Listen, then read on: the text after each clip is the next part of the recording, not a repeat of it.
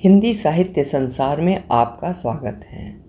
आज सुनिए प्रतिष्ठित एवं ख्याति प्राप्त लेखिका डॉक्टर रंजना जायसवाल की लिखी हुई कहानी गली के मोड़ पे सूना सा एक दरवाज़ा। मेरी जुबानी, मैं हूँ सीमा सिंह। दिल के कहीं किसी कोने में कुछ दरकता सा महसूस हुआ। न जाने क्यों शिखा का मन जार जार रोने का कर रहा था, पर उसके शिक्षित और सभ्य मन ने उसे डांट कर सख्ती से रोक लिया।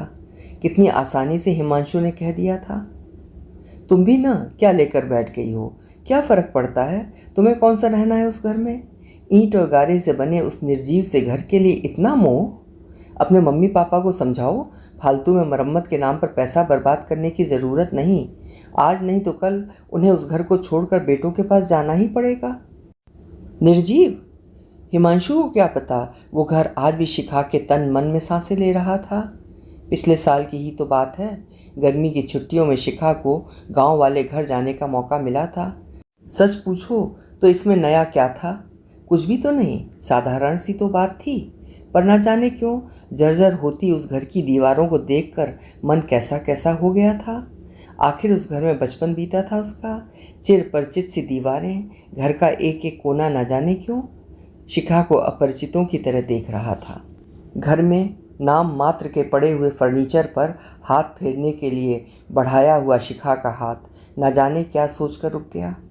यादों के सारे पन्ने एक एक करके खुलने लगे। याद है उसे आज भी वो दिन। शादी के बाद पहली बार वो मम्मी पापा के साथ कुल देवता की पूजा करने आई थी। लाल महावर से रचे शिखा के पैरों ने जब घर की चौखट पर कदम रखा तो लगा मानो घर का कोना कोना उसका स्वागत कर रहा था। शायद इंसानों की तरह घरों की भी उम्र होती है।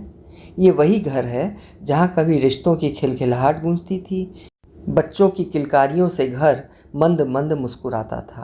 पर आज उस घर की दीवारों पर यहाँ वहाँ उखड़े पेंट नज़र आ रहे थे। एक बार तो शिखा को ऐसा लगा मानो दीवारों पर उदास चेहरे उभर आए हों। घर के सामने खड़ा आम का विशाल पेड़ और उसकी वो लंबी लंबी डालियों को देखकर आज भी उसे ऐसा लगा मानो वो गलबहियों के लिए तैयार हो। माँ से छुपकर उस पेड़ की नर्म छाँव में अपने भाइयों के साथ नमक मिर्च के साथ कितनी कैरियाँ खाई थीं। पर पता नहीं क्यों आज उसकी तरफ देखने का शिखा साहस नहीं कर सकी। शायद उसकी आंखों में तैर आए मूक प्रश्नों को झेलने की शिखा में हिम्मत नहीं थी। एक एक करके उस घर के सारे परिंदे इस घोंसले को छोड़कर नए घोंसले में चले गए और ये घर चुपचाप जर्जर और उदास मन से उन्हें जाता देखता रहा। कल ही तो पापा का फ़ोन आया था। पापा ने कितने उदास स्वर में कहा था, शिखा पीछे वाले अहाते की धरन टूट गई है, तेरी शादी के वक्त ही रंग रोगन करवाया था। तेरे भाइयों से कहा कि कुछ मदद कर दे तो वो अपना ही रोना लेकर बैठ गए। बेटा देखा नहीं जाता, तेरे बाबा और दादी की एक यही निशानी तो बची है। क्या एक बार वो हिमांशु से बात करके देखे? पर हिमांशु के लिए तो ये सिर्फ निर्जीव और जर्जर मकान भर ही तो था।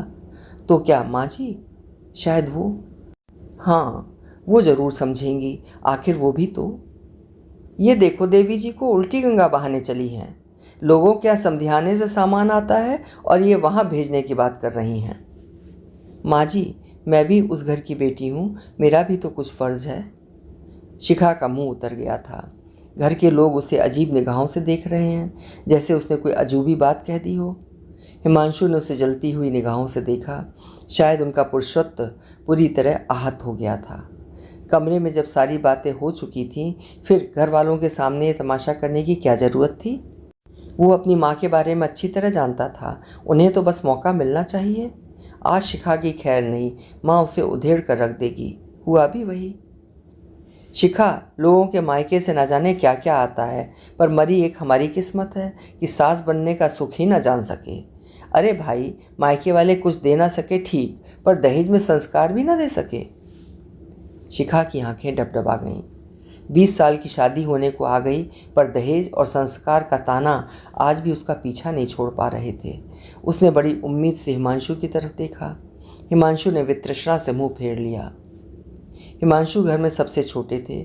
बड़े भाइयों की शादी बड़े अच्छे परिवारों में हुई थी। अच्छे मतलब शादी में गाड़ी भरकर दहेज मिला था। माँ जी की भी नज़र में अच्छे परिवार का मतलब यही था। माँ जी के पास कभी त्योहार तो कभी शगुन के नाम पर उपहार स्वरूप कुछ न कुछ समधियाने से आता ही रहता था। शिखा एक मध्यम वर्गीय परिवार की इकलौती लड़की थी। पिता ने अपनी हैसियत के अनुसार सब कुछ दिया था, पर उसकी ज़िंदगी माँ जी की कसौटी पर कभी खरी नहीं उतरी। ऐसा नहीं था कि माँ जी चांदी का चम्मच लेकर पैदा हुई हों। बचपन से लेकर जवानी तक उनका जीवन संघर्षों में ही बीता था। पापा जी एक साधारण सी नौकरी ही करते थे, पर बच्चों की किस्मत लक्ष्मी की वर्षा होने लगी। माँ जी को तो मानो मुँह मांगी मुराद पूरी हो गई। जो रिश्तेदार कब का उनसे मुंह फेर चुके थे, एक एक कर जोड़ने लगे थे। माँ जी भी उन पर खुले हाथों पैसा लुटाती। शिखा ने कई बार दबे स्वर में हिमांशु से इस बात को कहा भी था, इस तरह पैसा लुटाना कहाँ की समझदारी है, पर माँ जी के फैसले के विरुद्ध जाने की किसी की भी हिम्मत नहीं थी।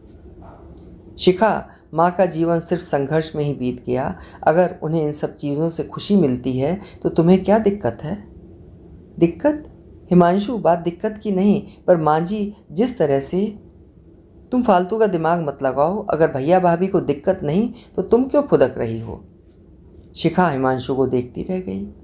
क्या कहती, दिक्कत तो सभी को थी, पर माँ जी से कहने की हिम्मत किसी की भी नहीं थी। कितनी बार जेठानियों को चौके में कसमसाते देखा था। पिछले साल मौसी जी के इलाज के लिए माँ जी ने 1 लाख रुपए दे दिए थे, तो अभी पिछले महीने घर में काम करने वाली की बिटिया की शादी के नाम पर 10,000 और पैर पूजने के नाम पर कपड़े, बर्तन और न जाने क्या क्या। कभी मंदिर तो कभी जागरण के नाम पर हर महीने कुछ ना कुछ जाता ही रहता था। उनकी मांगें सुरसा के मुंह की तरह बढ़ती ही जा रही थीं। एक दिन बड़े भैया ने दबे स्वर में कहा भी था, माँ, आप इस तरह से कभी सामान तो कभी पैसे बांटती फिरती हो। कल अगर हमें ज़रूरत पड़ेगी तो क्या कोई हमें देगा? मैंने लेने के लिए थोड़ी दिया है। तेरे पापा की कमाई से तो घर ही चल जाता, वही बड़ी बात थी। पर अब ईश्वर ने दिया है तो फिर क्यों ना करूं? शिखा को ये बात कभी समझ नहीं आई कि जिन रिश्तेदारों ने कभी बुरे समय में उनका साथ तक नहीं दिया, आज उन पर यूं पैसे लुटाना कहाँ तक सही था। शिखा, अपने कमरे में जाओ। हिमांशु की आवाज़ सुनकर शिखा सोच के दलदल से बाहर निकल आई। पता नहीं क्यों एक अजीब सी जिद उसके मन में घर कर गई थी। आज वो बात करके ही जाएगी। माँ जी, गांव वाला मकान जर्जर हो गया है। उस घर से मेरा बहुत जुड़ाव है। बाबा दादी की आखिरी निशानी है। तो? माँ जी ने बड़े तल्ख स्वर में कहा। शिखा अपने आप को मजबूती से बांधे खड़ी हुई थी। हिमांशु हमेशा की तरह उसे अकेला छोड़ अपने परिवार के साथ खड़े थे। इन बीते सालों में शिखा इतना तो समझ ही चुकी थी कि आज वो खुद के लिए खड़ी नहीं हुई तो कोई भी उसके लिए खड़ा ना होगा। वैसे भी अपनी लड़ाई खुद ही लड़नी होती है। जानती थी यहाँ जो होगा सो होगा। बंद कमरे में 4 दीवारी के बीच महीनों तक शिखा और हिमांशु के मध्य एक शीत युद्ध भी चलता रहेगा, पर आज नहीं तो शायद वो कभी भी नहीं कह पाएगी। माँ जी, मैं उस घर की मरम्मत के लिए कुछ पैसा भेजना चाहती हूँ। शिखा का गला सूख गया। पता नहीं अब कौन सा भूचाल आने वाला था। सब उसे ऐसे देख रहे थे जैसे अभी ही निगल जाएंगे। देख लो क्या ज़माना आ गया है। बहू बेशर्मों की तरह मायके के लिए पैसे मांग रही है। एक ज़माना था लोग बेटी के घरों का पानी तक नहीं पीते थे, और ये अपने मायके के लिए ससुराल से पैसे मांग रही है। तेरे भाई भी तो हैं, तेरे पापा उनसे क्यों नहीं मांग लेते? पापा ने उनसे भी कहा था, पर बड़े भैया के अपने ही बहुत सारे खर्चे हैं, और छोटे वाले ने पहले अपने मकान के लिए लोन ले रखा है। इसलिए मतलब यहाँ कोई पेड़ लगा है? कल बाप के मरने के बाद हिस्सा हथियाने तो सबसे पहले चले आएंगे। एक बार भी नहीं सोचेंगे कि बहन का भी तो हक बनता है। जब उन्हें कोई चिंता नहीं तो तुम क्या हो, न 3 में न 13 में? तुम काहे चिंता में गली जा रही हो?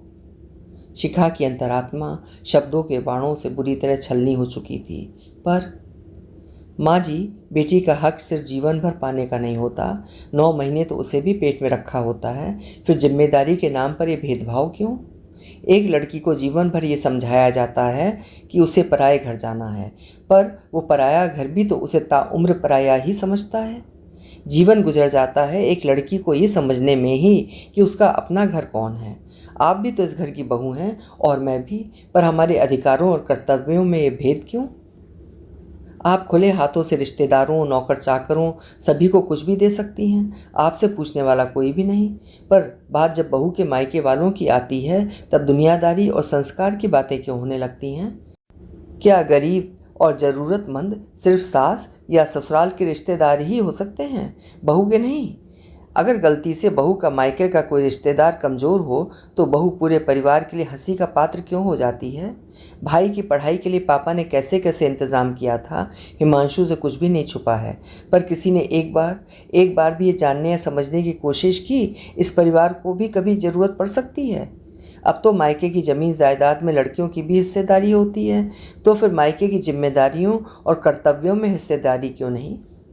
शिखा अपनी ही धुन में बोले जा रही थी।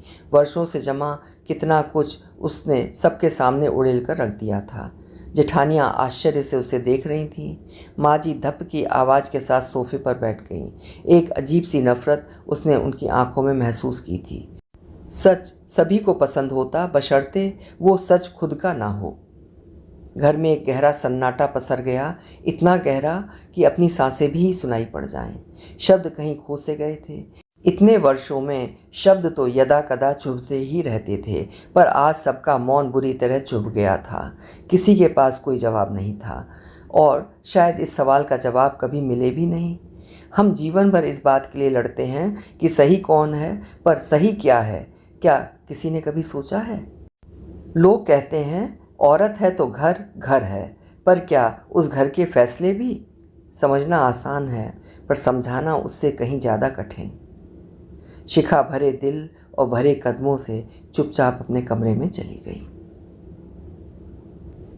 अभी आप सुन रहे थे डॉक्टर रंजना जायसवाल जी की लिखी हुई कहानी गली के मोड़ पे सूना सा एक दरवाज़ा।